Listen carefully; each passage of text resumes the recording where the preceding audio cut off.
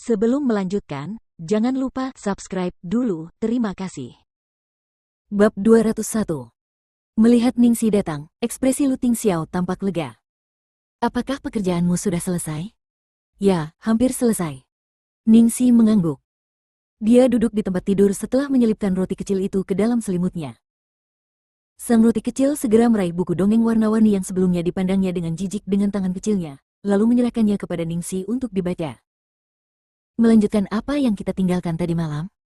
Tanya Ningxi. Sanggul kecil yang menempel padanya mengangguk sebagai tanda perilaku baik. Baiklah, hari ini kita akan membaca cerita tentang kelinci kecil yang sopan.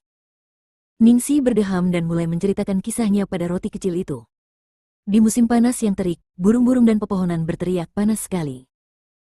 Kelinci putih kecil yang cantik mengenakan rok bermotif bunga, menyenandungkan sebuah lagu, dan melompat-lompat di sepanjang jembatan.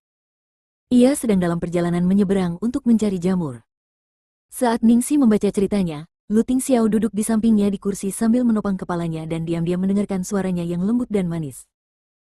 Dia tampaknya mengerti mengapa putranya bersikeras mendengarkan konten kekanak-kanakan seperti itu sebelum tidur setiap malam. Bukan isi ceritanya, melainkan siapa yang membaca ceritanya. Kurang dari 5 menit setelah cerita dimulai, si roti kecil sudah tertidur. Maaf merepotkanmu, kata Lu Tingxiao penuh rasa terima kasih. Tidak masalah, ucap Ningxi, dengan raut wajah yang bingung. Ia melanjutkan, Lu Tingxiao, tahukah kau kalau dulu aku membenci anak-anak? Membenci? Ningxi mengangguk, tetapi tidak mengungkapkan alasan sebenarnya. Ngomong-ngomong, dulu aku pikir anak-anak itu menyebalkan. Aku ingin bersembunyi setiap kali melihat mereka. Tetapi aku tidak pernah tahu bahwa aku sebenarnya akan menyukai roti kecil itu. Aku tidak begitu jelas kapan aku mengembangkan perasaan ini, tetapi aku merasa nyaman dengannya. Seperti kami memiliki hubungan khusus, atau mungkin itu takdir? Lu Tingxiao menatap matanya dalam-dalam, di dunia ini, tidak ada yang mustahil. Hanya situasi yang belum pernah kau temui. Saya ingin kembali tidur, bos, Anda juga harus istirahat. Jawab Ningxi dengan gugup. Ya, jawab Lu Tingxiao. Lalu tiba-tiba dia mencondongkan tubuhnya ke arah Ningxi.